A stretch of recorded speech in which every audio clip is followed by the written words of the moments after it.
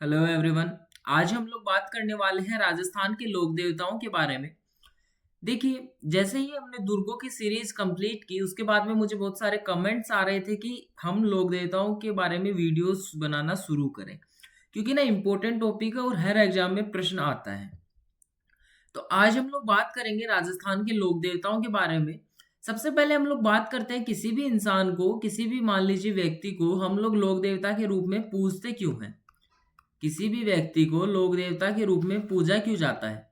क्योंकि ना वो तो जन्म तो एकदम मतलब साधारण रूप से साधारण मनुष्य के रूप में ही लेते हैं, लेकिन लोक देवता तो हम ही बनाते हैं उन्हें। क्यों? क्योंकि अगर कोई व्यक्ति गो रक्षा के क्षेत्र में, गो रक्षा या फिर समाज सेवा या फिर कोई रीति या फिर मैं कहूं कि कुरीति हो, ठीक है, इस क्षेत्र में अपना योगदान देता है, मतलब बहुत ज्यादा ही योगदान देता है, तो हम लोग उसे लोक देवता का दर्जा देते हैं और मतलब लोक देवताओं के रूप में उनकी पूजा होने लगती है। ठीक है।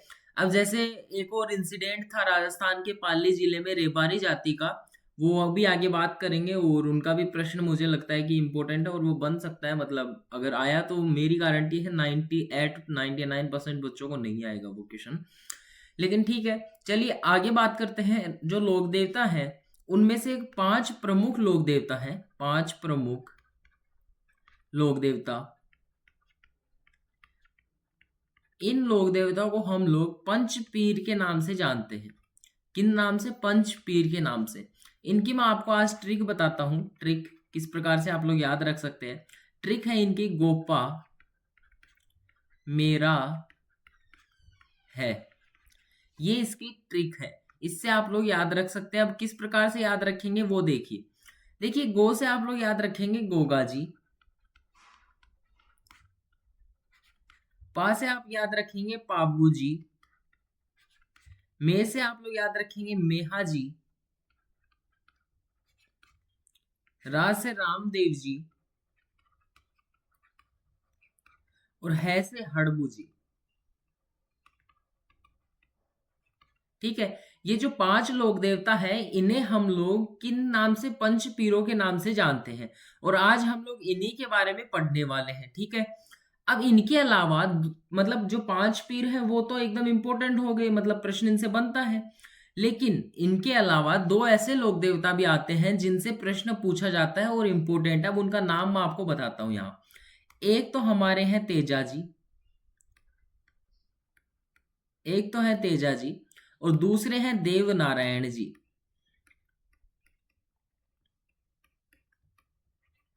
ये दो ऐसे लोक देवता हैं जिनसे भी प्रश्न पूछा जाता है और कुल मिलाकर अगर आप लोग किसी और देवताओं को नहीं पढ़ सकते, मतलब इतना ज्यादा आपके पास समय नहीं है, तो आप लोग एक तो आज की क्लास जिसमें हम लोग पंच पीरों के बारे में बात करने वाले हैं और एक कल की क्लास, हो सकता है अगर आज कुछ छूट जाए तो कल पढ़ेंगे, तो इन दोनों क्लासेस को देख लेना। दोनों की दोनों क्लासेस में आपका काम हो जाएगा। ठीक है। आज की क्लास इंपॉर्टेंट रहने वाली है क्योंकि आज की क्लास से बहुत सारे प्रश्न पूछे जाते हैं एग्जाम्स में। ठीक है। तो चलिए शुरू करते हैं बिना किसी टाइम वेस्ट के। और मैंने आपको बताया पंचपीर कौन कौन से हैं और इनसे प्रश्न पूछा जाता है। दरअसल मतलब तीन नाम दे देगा, इनमें से एक नाम अलग देगा और पूछेगा कि निम्न में से कौन पंचपीरों के रूप में नहीं गिना जाता, और उनके ऑप्शन भी मैं आप लोगों को बता सकता हूँ कि आंसर क्या होगा उस प्रश्न का। क्योंकि जब ऐसा कुछ प्रश्न देता है तो 99% जो पहला ऑप्शन मिलता है ना आपको, वो तेजा जी मिलेगा।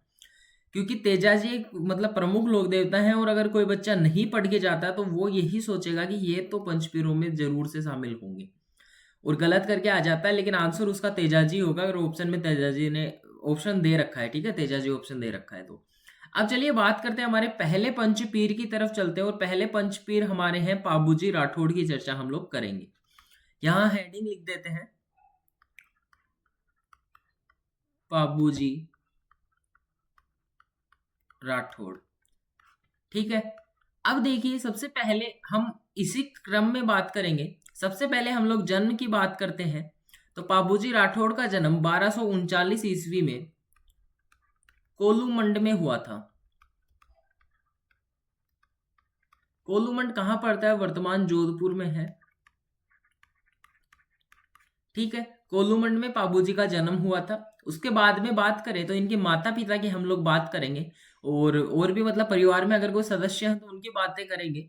तो सबसे पहले मैं यहाँ लिखता हूँ, सबसे पहले हम लोग देखेंगे माता। एक मिनट, थोड़ा थिकनेस करते हैं पेन को।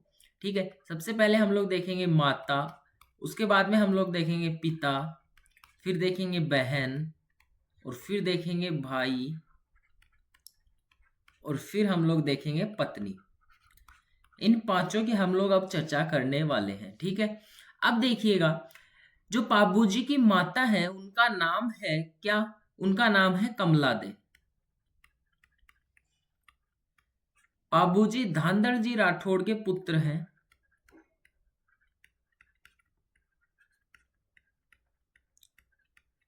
राठौड़, ठीक है।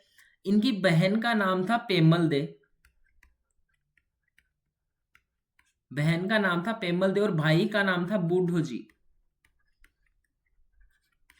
ठीक है, इनकी पत्नी अमरकोट के नरेश थे कौन? सूरजमल सोढ़ा। सूरजमल सोढ़ा की पुत्री है इनकी पत्नी, और उनका नाम है क्या? पत्नी का क्या नाम है? पत्नी का नाम है सुप्यार दे। एक मिनट, थोड़ा सा जगह बनाते हैं जी। पत्नी का नाम है सुप्यार दे।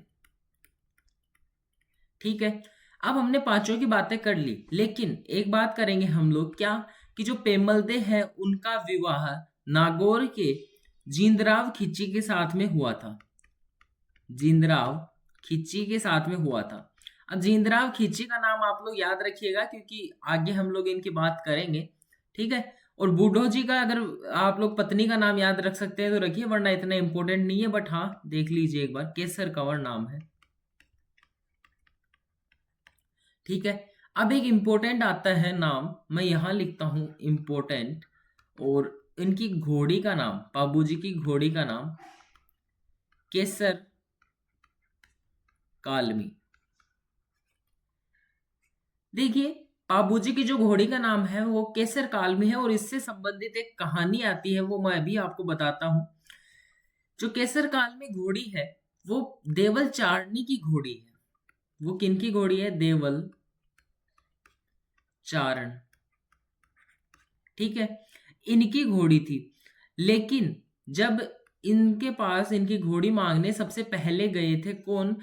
बाबूजी के बहनोई जींदराव खिची। जींदराव खिची, और देवल चारनी ने इन्हें घोड़ी देने से मना कर दिया।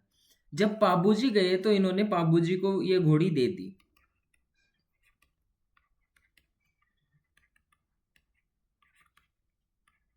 ठीक है, अब देखिए, जब जींदराव खिची को मना कर दिया और पाबूजी को दे दी, तो इनके बीच में थोड़ी तो शत्रुता हो गई।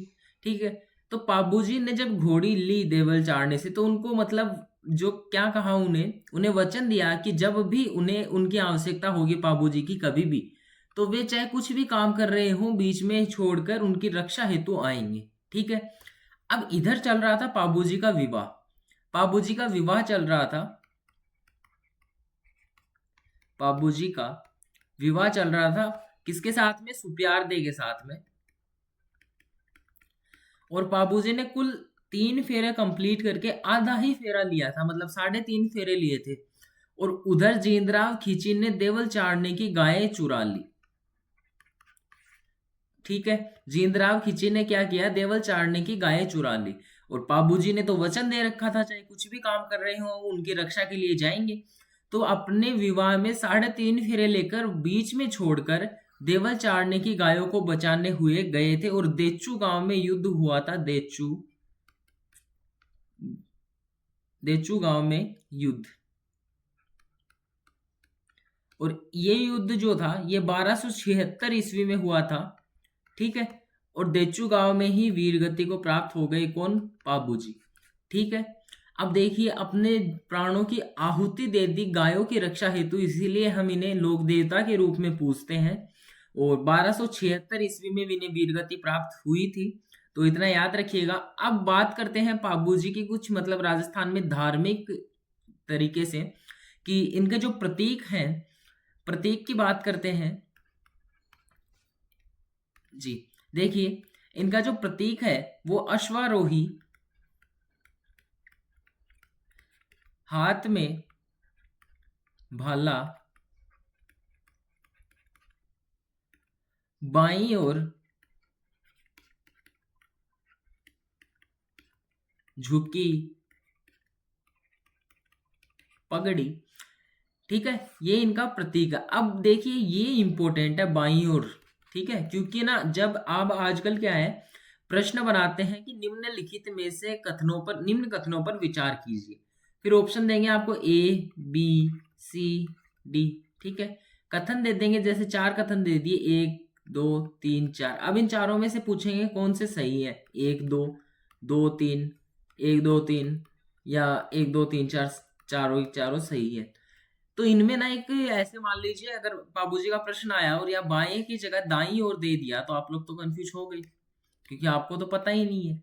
तो बाईं ओर झुकी हुई पगड़ी इनका प्रतीक है, मतलब एक अश्वारोही होगा, हाथ में भाला होगा, और जो पगड़ी है वो बाईं ओर झुकी हुई पगड़ी पहन रखी होगी, तो वो उनका प्रतीक चिन्ह है। तो याद रखिएगा। और बात करते हैं तो इनका एक प्रमुख मंदिर है, और वो कहाँ होगा, इनके जन्म स्थान पे ही होगा। प्रमुख मंदिर, प्रमुख मंदिर, इनका जो प्रमुख मंदिर है वो कोलूमंड में है। कोलूमंड कहाँ है, जोधपुर में है। यहाँ पे चैत्र अमावस्या को मेला लगता है, चैत्र अमावस्या को मेला लगता है। आई थिंक आपको समझ में आया होगा। और बात करते हैं, थोड़ा और चलते हैं नीचे स्लाइड में जी। अब देखिए प्रमुख मंदिर की हम लोगों ने बात कर ली, और लोग, ये जो लोक देवता है इनमें एक खास बात यह है कि इनमें से कुछ एक लोक देवता ऐसे हैं जिनकी मुस्लिम भी पूजा करते हैं और हिंदू भी पूजा करते हैं। मेहर जाति के जो मुसलमान हैं, मेहर जाति के मुसलमान भी पीर मानकर पूजा करते हैं। ठीक है, पाबूजी की मेहर जाति के मुसलमान भी पीर मानकर पूजा करते हैं। ठीक है, यहां तक क्लियर है? तो बताइए, आगे चलते हैं। आगे चलते हैं और आगे बात करें तो पाबूजी के सम्मान में इनके जो अनुयायी हैं वो चौथे फेरे के बाद में विवाह संपन्न मान लेते हैं, क्योंकि पाबूजी ने भी कितने फेरे लिए थे, 3.5 फेरे। ठीक है, चौथा फेरा तो बीच में छोड़कर ये चले गए थे देवल चारने की गायों की रक्षा करने हेतु। तो पाबूजी के जो अनुयायी होंगे वो विवाह को संपन्न मान लेते हैं, कब? चौथा फेरा पूर्ण होने के बाद। ठीक है, इतना क्लियर है। अब देखिए और बात करें तो मारवाड़ में सबसे पहले ऊंट लाने का श्रेय जो दिया जाता है वो पाबूजी को दिया जाता है। पाबूजी को ऊंट लाने का श्रेय दिया जाता है, और कहा? मारवाड़ में।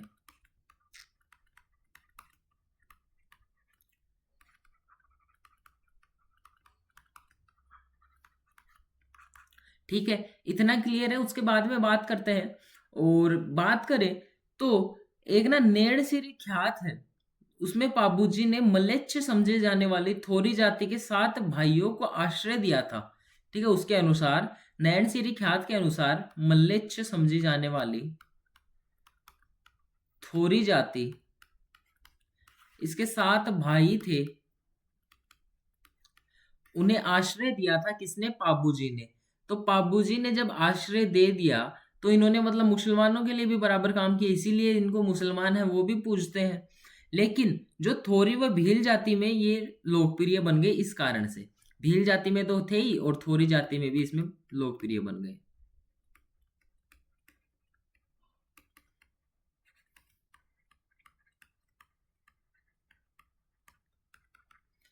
और अब ऊंट लाने का श्रेय दिया है तो ऊंट पालक एक जाति है रायका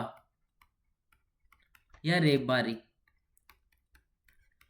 ये जो जाति है ये इन्हें अपने आराध्य देव मानती है, क्यों? क्योंकि ऊंट लाने का श्रेय मारवाड़ में किन्हें दिया जाता है? पाबू जी को दिया जाता है। ठीक है, आराध्य देव, इतना क्लियर है। उसके बाद में बात करते हैं, तो एक पंच साथी नाम से इनके 5 साथी हैं जिन्हें हम पंच साथी कहते हैं, और उन 5 साथियों के नाम हम लोग यहां देखते हैं, देखिएगा, पंच साथी। इनके पंच साथी कौन कौन है? सबसे पहले है चांदा जी, या फिर चांदो जी भी बोल सकते हैं, और ये भील जाति से थे। दूसरे थे सावंत जी, तीसरे थे डेम्मा जी, चौथे थे हरमल जी, ये रायका थे, हरमल जी रायका, और पांचवे या अंतिम बोलूं तो वो थे सलजी सोलंकी। ये इनके 5 साथी थे। ठीक है, तो ये पांचों के नाम याद रखिएगा, क्योंकि रामदेव जी में और इनमें भी इनके साथियों के नाम पढ़ेंगे, तो कंफ्यूज मत होना। वहीं पे मतलब इनकी एक ट्रिक बना लो या तो, ताकि आप लोग याद रख पाए। नाम तो वैसे भी याद रह जाएंगे, तो पहले पहले अक्षर को कुछ इकट्ठा करके कुछ ऐसे नाम वगैरह कुछ सोच लो, ताकि आप लोग याद रख सके। ठीक है, अब बात करते हैं पाबू जी की फड़ के बारे में, जो कि एक इम्पोर्टेंट है, क्योंकि चित्रकला में भी हम लोग इसकी बात करेंगे। फड़ वगैरह पढ़ेंगे तो पाबू जी की फड़ की बात करेंगे चित्रकला में भी, लेकिन यहाँ पे पढ़ते हैं हम लोग पाबू जी की फड़। ठीक है, पाबू जी की फड़ की बात करें तो सबसे पहले थोड़ा कलर चेंज करते हैं पेन का जी। पाबू जी की फड़ की बात करें तो नायक या आयडी जाति के भोपे, नायक या आयडी जाति के भोपे रावण हत्ता वाद्य यंत्र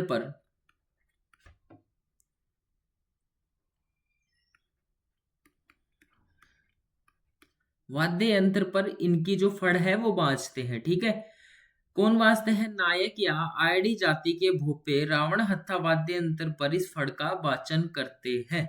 अब देखिए, सबसे लोकप्रिय फड़ है पाबू जी की फड़, और फड़ में सामने भाले का चित्र, ठीक है, फड़ के सामने भाले का चित्र, और पाबू जी की घोड़ी केसल काल में जो है वो काले रंग से है, काले रंग से चित्रित है। यहां तक क्लियर हुआ? उसके बाद में नीचे चलते हैं, और नीचे चलकर बात करते हैं इनके, एक मैंने आपको बताए थे इनके भाई थे बूढ़ो जी, और उनकी पत्नी का नाम मैंने आपको बताया था केसर कंवर। अब वो क्यों बताया था? वो इसीलिए बताया था कि इन दोनों से एक पुत्र की प्राप्ति होती है, और उस पुत्र का नाम था रूपनाथ जी। इन्हें झरडो जी भी कहा जाता है। ठीक है, और इनका जो जन्म है वो गिरनार गुजरात में हुआ था, यानी कि इनके ननिहाल में। जो बूढ़ो जी थे, बूढ़ो जी का विवाह कहाँ हुआ था? केसर काल में जो थी, या फिर मैं कहूँ कि बूढ़ो जी का विवाह कहाँ हुआ था, या फिर मैं कहूँ कि केसर काल में कहाँ से थी, तो गिरनार गुजरात से। ठीक है, तो गिरनार गुजरात में जन्म हुआ रूपनाथ जी का, और बूढ़ो जी व केसर कालमी के पुत्र थे ये। इन्होंने अपने चाचा व पिता, चाचा कौन हो गए? पाबू जी। पिता कौन हो गए? बूढ़ो जी। दोनों की मृत्यु हुई थी उस युद्ध में, बूढ़ो जी भी मारे गए थे, और चाचा व पिता की मृत्यु का बदला जींदराव खींची को मारकर लिया था। जींदराव खींची को मारकर लिया था, समझ गए? जींदराव खींची को मारकर अपने चाचा और अपने पिता की मृत्यु का बदला लिया था। किसने? रूपनाथ जी ने। ठीक है, अब देखिए आगे चलते हैं और आगे बात करें तो जो रूपनाथ जी हैं इनके भी गुरु का नाम क्या है? इनके गुरु का नाम है गोरखनाथ, गोरखनाथ। और इनके जो प्रमुख मंदिर हैं वो है सिंभुदड़ा में, सिंभुदड़ा, और जो दूसरा मंदिर है, दूसरा प्रमुख मंदिर है वो कोल्लूमंड। ठीक है, अब देखिए थोड़े ग्रंथों की चर्चा करते हैं। पाबू जी के नाम से 3 ग्रंथ आते हैं और उनकी चर्चा करते हैं हम लोग। देखिए सबसे पहले जो ग्रंथ आता है वो आते हैं पाबू प्रकाश। दूसरा ग्रंथ है पाबूजीरी बत्तीसी। तीसरा ग्रंथ है पाबू सोरठा। ठीक है, अब इन तीनों ग्रंथों के जो लेखक है उनकी बात करते हैं कि इन्होंने ये ग्रंथ लिखे हैं। तो पाबू प्रकाश आप लोग देखिएगा आसिया मोड़जी ने लिखा है।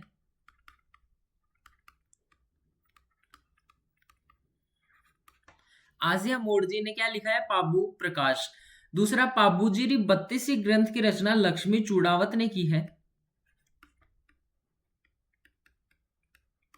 ठीक है, और जो पाबू सोठा नामक ग्रंथ है, सोठे कौन लिखते हैं? कवि लिखते हैं। तो इसका जो मतलब रचयिता है वो है रामनाथ।